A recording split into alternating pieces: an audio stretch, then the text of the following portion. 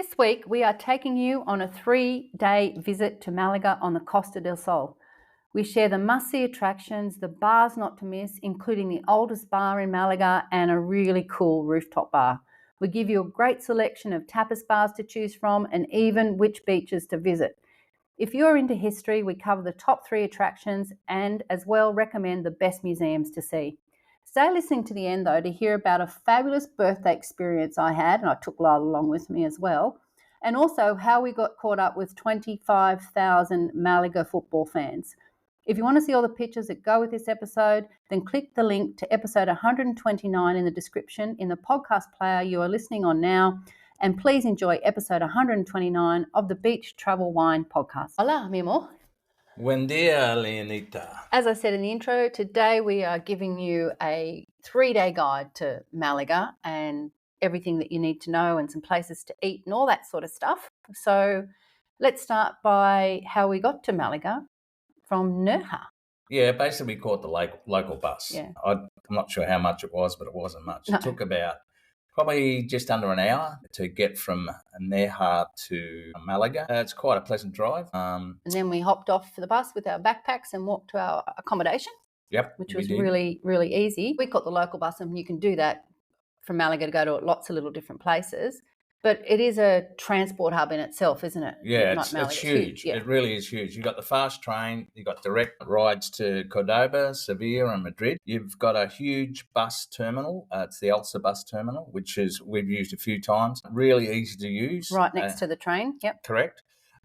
International and domestic airport. Internationally, it goes to about 160 cities. We've got the cruise ship terminal and the ferry terminal. Both terminals, it's only about a 15-minute walk from their entrance to the city centre.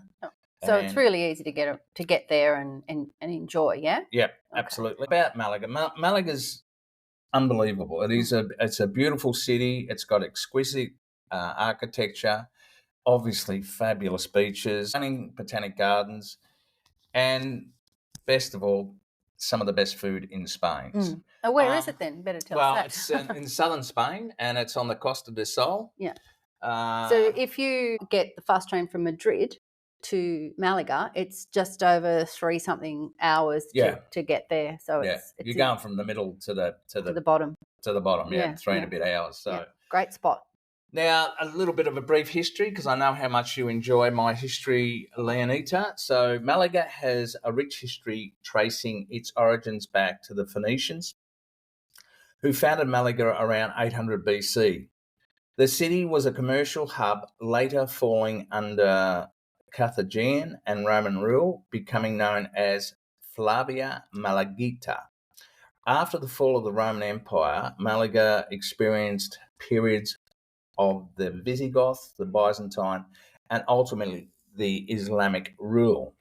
In 1487, the city fell under the rule of the Crown of Castile during the Granada War. Yeah, so that's basically history, which is very similar to a lot of the other Spain provinces. It was obviously settled because it's a great port area, a safe area for boats to come in and get rid of all their wares and trades and things like that. Yeah, well, obviously the port, being a port city, it was actually, obviously it had a great economy through those years, and obviously very strategic. So we've talked a bit about the city, and we'll go more into that, but what I think a lot of locals like to go here, and people like Malaga, because it has a lot of beaches. Yeah, it has 16 beaches and spans about 14 kilometres of coastline. The beaches are known for their services, the facilities, and the suitability of various water activities, including surfing and windsurfing. There's what stands out to me is the actual promenade goes for about 2K. You said like there's 14 kilometres of beaches. Obviously, not all of those are walkable from the city, but the ones that we've been to and we've walked to from the city centre, they're along that promenade area. So you just head out of the city, go past the bull ring, and you're basically there on the beach. And it's a 2-kilometre walk. We've walked up and down there numerous times. The beaches are wide and flat, and there's plenty of room. They're busy beaches, but they have the umbrellas and the chairs. But they also have areas where people play volleyball and football, and they have areas for kids. It's a real active beach area. One of the things about the Malaga that stands out is it's a pretty fit population. Yeah, there's people walking up and down there. They've got the running exercise stations. One of the other things I love about this particular beach area are the restaurants that are right on the beach. Now, let me get this right. Okay. Chiringuitos. Okay. That's what they call the beach bars. Yeah, beach bars, basically. So and they're right along that promenade. And so you can sit inside, or they've got lots of tables outside actually on the sand. So you literally are sitting on the beach. There's nothing in between you and the water. It's fabulous. And a lot of them still have the original boats that they use with hot coals to cook the fish and things on. Yeah. I did notice, though, this time some of them have built some other more modern cooking facilities outside, barbecue, grills still, and they have both. So they're obviously catering to a whole lot of new people enjoying that beach eating experience. Yeah, and we've tried it a couple of times, both in Malaga and Nerja, and we had beautiful it's basically fish. Slow cooking on coals. Yeah.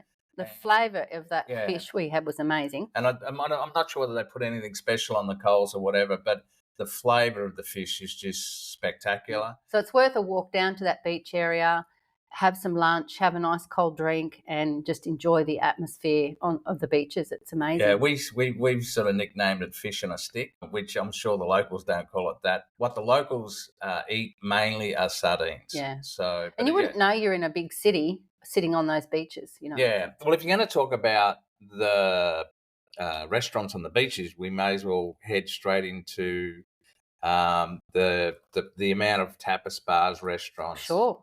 And we'll give you a bit of a variety because there's just literally hundreds of places to go. But we're going to summarise like an older one, a modern one, and a few bits and pieces. But let's start with the oldest bar in Malaga. Yep. It's called the Antigua Casa de Guardia. It looks like it's the oldest bar in Malaga. It was actually established in 1840. So let me describe it. And I've got some photos of this. This is episode 129. So if you go to beachtravelwine.com, episode 129, you'll see the photos of all these bars and these places we're talking about. You walk in the door and it's a long rectangular room. On one wall, it's just covered with barrels. And where they have their sherry and the vermouth. So there is no fridging. Basically, all you can have is sherry, vermouth, and they do have a beer on tap. Yeah. But all the drinks come out of those barrels, straight from the barrels. That's how they used to do it centuries ago, right? Yeah. And so you've got all those. It's the original decor. Yeah. So you've got all those barrels there, and they don't change the barrels.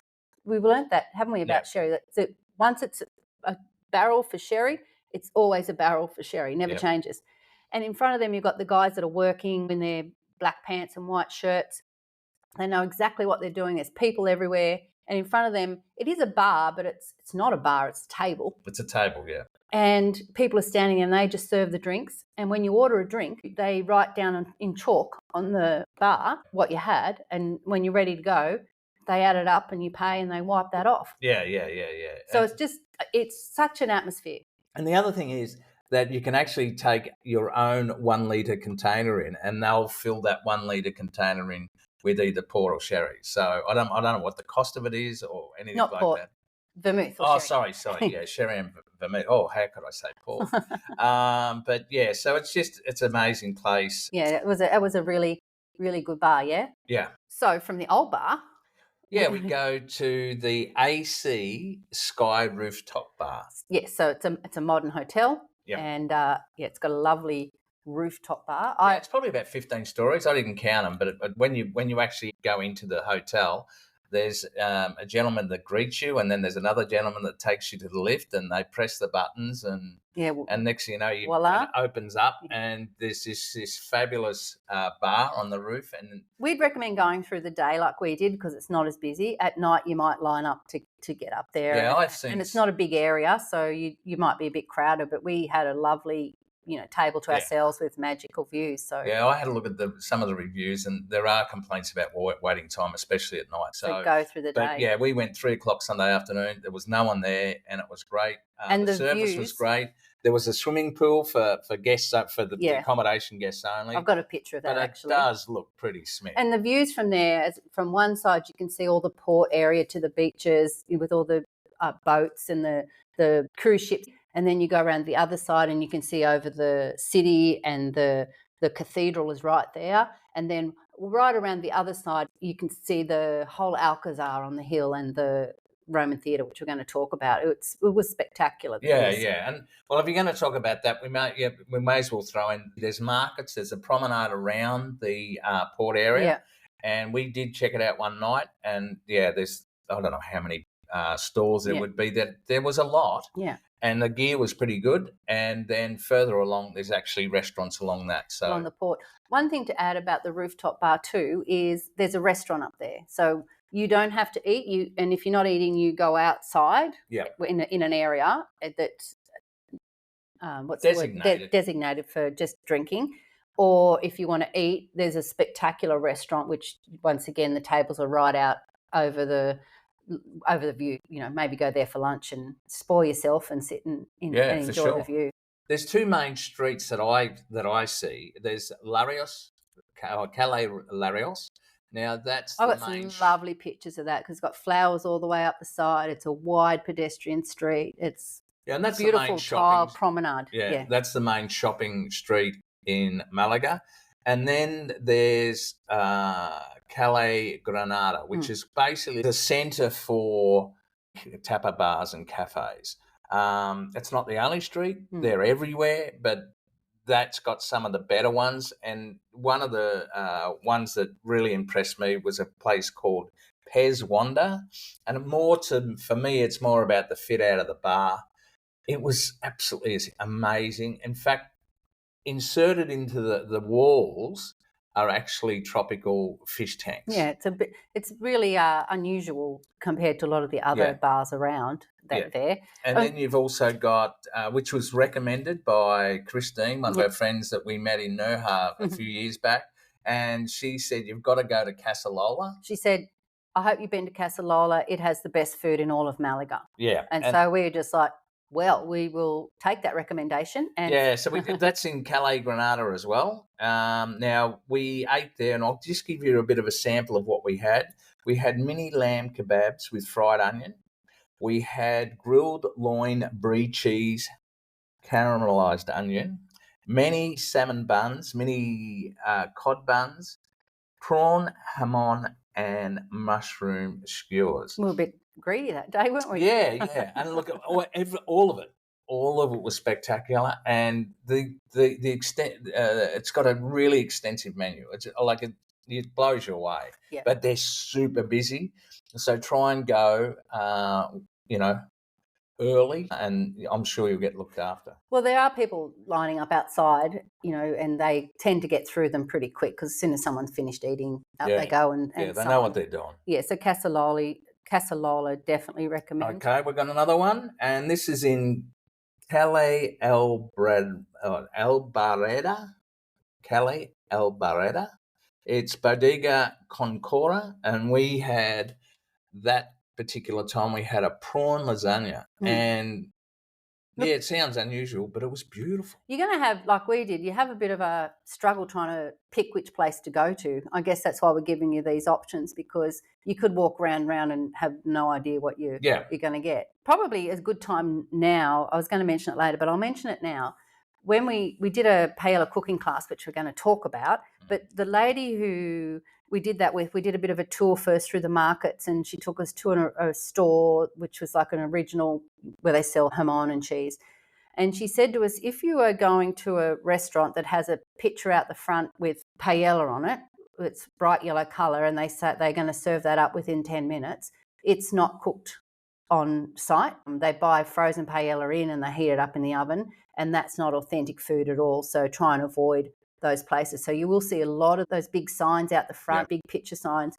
Don't go there. Go to the ones that don't have any of that out the front. They might have a menu out the front for you to look at, but that's not a real authentic Spanish experience if you go there. Yeah. And we learned a few of the tricks of the trade during that particular cooking course. But then you've got... Well, hang on. Before we left the prawn lasagna, there was a street performer there. Oh, that's right. Yeah. There was quite a few of them around. This guy was great. Anyway, I've got a really good picture of you. He's sort of standing there like he's rushing, and the winds. He's sort of rushing into a wind. Yeah, and his coat's flying behind him, but he's just as still as anything. Yeah. He's a bit of a Instagram legend, over 500,000 followers on there. So Lyle went and shook his hand and gave him some money. That was a bit of fun, wasn't it? Yeah. And then again, this is in Calle Granada, and this is probably the best fit out bar I've ever seen. It's also probably the most famous bar in Malaga. And it's called Bodega El Pimpi. Yes, and we've been there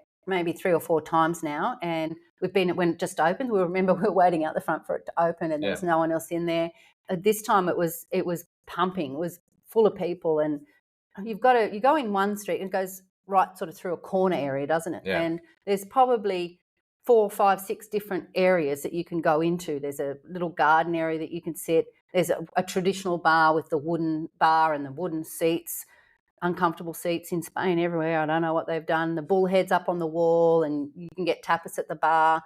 Then there's a really posh area up some stairs, the white tablecloths and just, gourmet food up there. Then there's like the fresh food area. They've got some of their produce on display. And then if you go out the front, there's a massive outdoor seating area as well. But on the way, you're going past wine barrels and then there's a hallway that's covered in photos of all the famous people that have been there and had their photo taken. It's really impressive. Yeah, it's an old 18th century palace. It's got all the tiles and everything. Yeah, it was founded in 1971, so it's been going a while, and it is a real icon of Malaga. So, and that's not far from Picasso Square. Yep. So I've got photos of El Pimpi. I've got photos of Picasso Square. We've got a photo there with you and me with the Picasso statue. Oh, that's right. The one that doesn't move.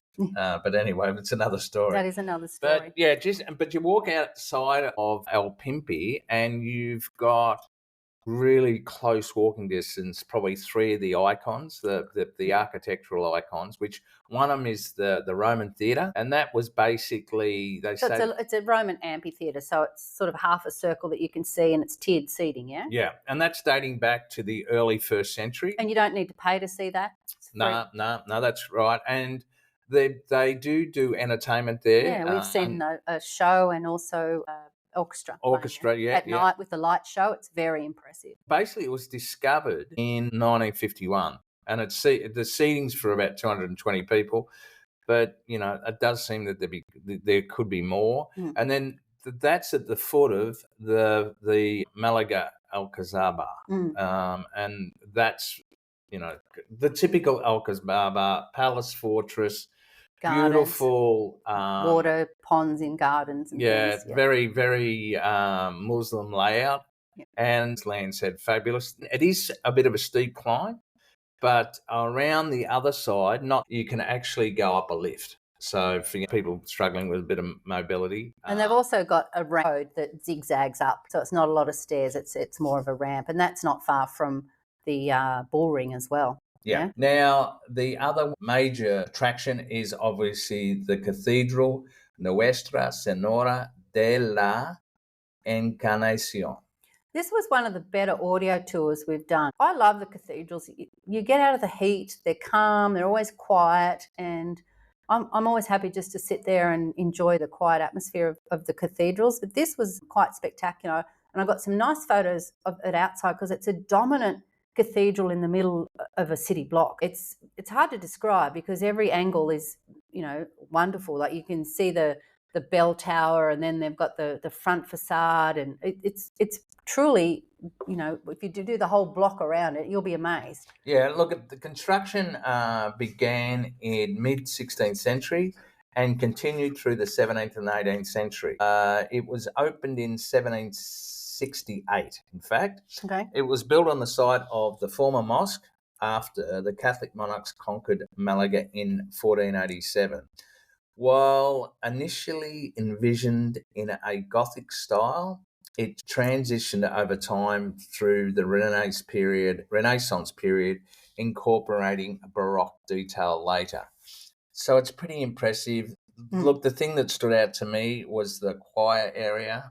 The Baroque woodwork carving and all that sort of thing just blows you away. And we've seen a lot, but that was really impressive.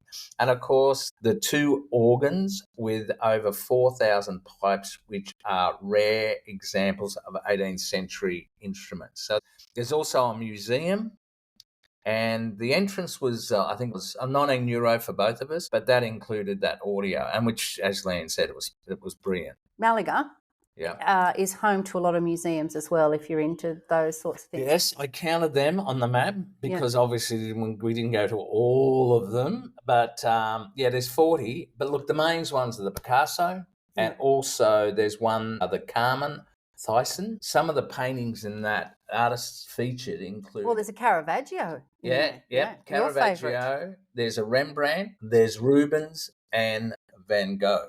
So when you think about it, Malaga has something for everybody. We were there on a weekend and it is quite busy with groups of people having a weekend away. There's groups of girls, groups of guys. They're cracking down on the hens and bucks things, the local council, because it has a real vibe and a real buzz about it. If you're not into museums and churches, you've got the other places that we mentioned. You've got the food, you've got the beaches, you've got the port, you've got the markets. There's so much to do in Malaga. You won't ever run out of things to do, will you? Yeah, I'd suggest Malaga's like no other Spanish city. It's got all the benefits of a big city, but you're still on the beach. Yeah. The food's I'd say it's actually probably my favourite beachside city. Big call.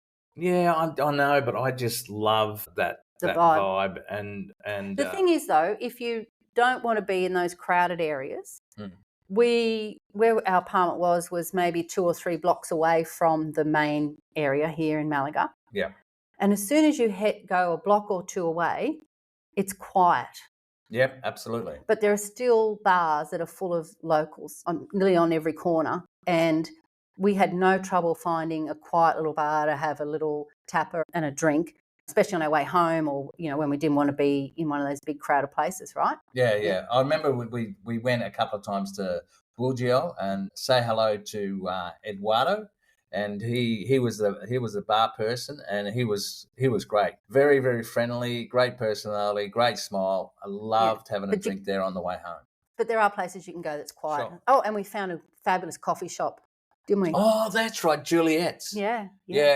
Best coffee in Spain so far. Yeah, for sure. Like really, really good and really, really good price as well. One of the main reasons we went to Malaga was because I've got a birthday present, a voucher, a paella cooking class that my daughter and son-in-law gave me for my birthday, and I've never done a cooking course, so I was a bit worried how we'd go, and that was in Malaga. I think you're more worried about how I'd go rather than how you'd go. But go and I also wanted to go to a football match, so we made it all work. But the paella cooking class, well, it wasn't just a cooking class actually. Who our tour guide, Anais, we met her in a spot in the main street, and she took us on a little bit short sort of history walking tour to the local markets. Yep. Now I've got some fabulous photos of the market. So on beachtravelwine.com, episode 129, go and check out the photos. It's a fascinating market, and also the cooking class. So there's some photos there of the paella we made. So she took us through the markets, told us all about that, and what you should buy. And that's when she gave us a bit of a history on, or a bit of a idea on what restaurants you should and shouldn't try. Yes? And also, as part of that market tour, she also showed us what was going to be used in the paella. That's right. Yes. And she explained with paella there are certain things that need a whole lot of preparation before, and that the chef was going to make that for us. Yeah. And so then we headed to the Soho district. That's right. Yeah. Where it was this modern kitchen. Traditionally, paella's made over a wood fire or gas, but we did it in this lovely kitchen. Now, the course wasn't just paella. We got to do like a starter, which was a salad with the pepper, right? And we made sangria. Now, locals don't drink sangria when they're out and about. They drink tinto de verano, but they make this sangria in their home. Yeah.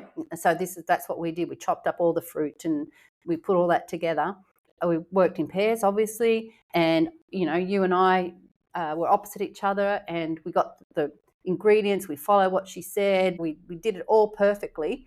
And they said at the end, she said, we don't stir it after this point. So she took all the spoons off everybody and let it bubble away.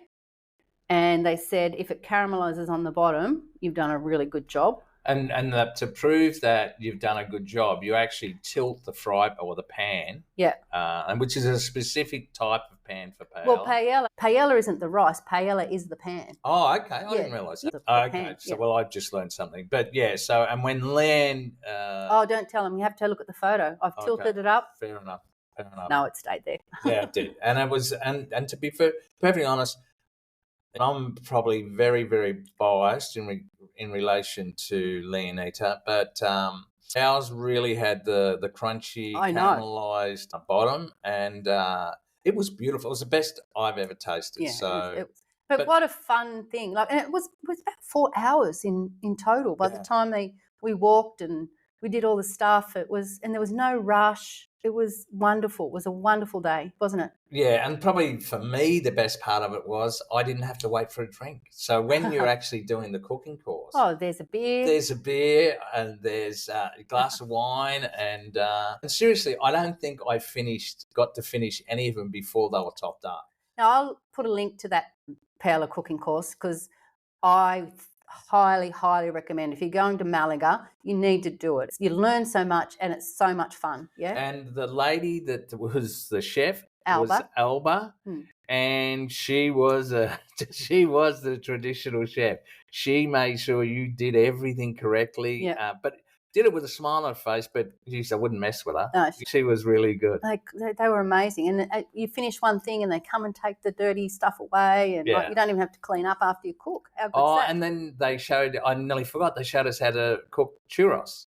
Oh, yeah, for dessert. Yeah. Yeah, then when they made churros, they did too. And they gave us all these different toppings that we could put on, from white chocolate and sprinkles and nutmeg, and it was really cool. Churros is, and correct me if I'm wrong, Leanne, you probably know better than me, but it's made with flour and it's basically... Well, they made it there, flour and water, I think. And yeah. It's almost like a donut, and it's a big thing in Spain, and it's deep fried, and then when you pull it out, you dip it in your chocolate. You enjoy it? Oh, yeah. Well, I'm not a big deep fryer. Did you enjoy the cooking class? Oh, the cooking class? Yeah. Absolutely. Yeah, it was great fun. It's one of the highlights. Yeah, I definitely. So check out the photos and also the link in beachtravelwine.com episode 129. Another thing I really wanted to do in Malaga was go to a football game. Now, the Malaga Football Club isn't in the top division. They're in the second division, but to fit in with our timing and where we were going to be and that sort of thing, this was the only game that we could get to. Now, it was held at the local stadium, and we walked to that. We didn't even have to use our Google Maps because we just followed thousands of people in their blue and white tops. We got there a bit early, funnily enough, and so we found a little bar outside and sat and had a drink, and within 20 minutes we were surrounded by football fans. It was pretty cool. And they were playing a team called Sporting Gijón, which is up north. And there are a few of their supporters as well. Now, I'd bought these tickets online. I found it very difficult to navigate the site and trying to pick tickets, and eventually I just gave up and just took whatever they gave me. So we had to go in and find our seats. Yep. And the stadium capacity is 25,000. So it's not a huge stadium, but it was full. And there's one tiny section of the opposition. The rest was massive blue and white. And we had no idea where our seats were. We tried to follow, the logic on the seat numbers and the row numbers, but we found this really nice guy and he took us to our seats, didn't he? He was it was incredible. This guy could not have been more helpful. We were sort of almost in another section, and he walked us all that way, and with a smile on his face. I was really impressed. So the game kicks off. I mean, you couldn't believe the chant that stopped. Yeah, they jump up and down on the spot the whole game. And they're not wide seats. No. Like you're on this tiny cement area with a tiny little seat. You have to stand up so people walk past, and they're jumping up and down like crazy, right? So the game starts and we're doing good. We're 1-0 up, right? Yeah. And then so we're all yahooing and cheering, but then the other team scores twice, and so they're leading, and the crowd almost goes silent. But then they get their voice again, and we score again. So it's 2-2. So that's enough to get the fans almost hysterical. They're obviously watch their team every week, and all of a sudden, I think it was I'm not sure if it was in extra time, but it was almost close to the 90-minute.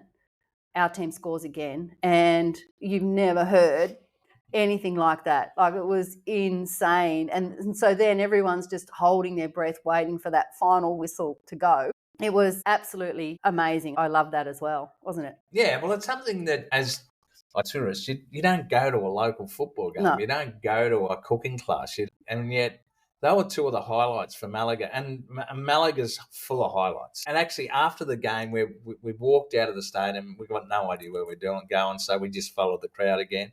But they're in full voice singing and whistling. Well, and a lot of them had come on their little Vespers, obviously yes. easy for parking. Bikes there would have been everywhere. hundreds of them bipping their horns and going round and around the streets. It was fun. Yeah. Atmosphere, 15 out of 10. Yeah. Yeah, it was really, really great. So what a fabulous few days we had in Malaga. And it wasn't our first trip, and it probably won't be our last trip to Malaga. As you can tell, there's something for everybody there. That's what I think's fabulous about it. There's something for every sort of person, whether they're like architecture or food or beaches or sport, cooking, shopping. Like there really is something for everybody in Malaga. Yeah. Sure. Look, you and I have often talked about if we moved to Spain or we came over for 12 months or whatever, and Malaga's pretty high up on the places that we would consider actually staying for 12 months, and part of it is because of the transport hub. But a lot of it is just the vibe of Malaga. It's really good. It is good. So, Lyle, where was your favourite place to have a glass of wine in Malaga? Oh, man. I'd say the rooftop bar. I knew you were going to say that. Yeah. That's funny. Okay. That was your favourite. I've actually got two favourites, and one of them is the sangria we made at the cooking class. Like that was... Yeah, it was nice. Sitting around eating the paella I made. Yeah, that was very cool. But also having a vermouth at the... Oh, you were going to say the ancient bar. Like so many places, right? Yeah. So, yeah. I hope we've convinced you to go to Malaga. We love it. And I think you should, if you're coming to Spain, once again, put it on your definite need to go. And last thing, it's safe. Yeah. We walked around a lot at night and quite late at night, and at no point were we... Well, even coming back from the football, and they were going crazy and all that. But no one was there trying to intimidate other people or whatever. It was fabulous. All right. Well, thank you for listening this far, if you have. And we will see you in our next podcast somewhere else around España, no? Adios, mis amigos.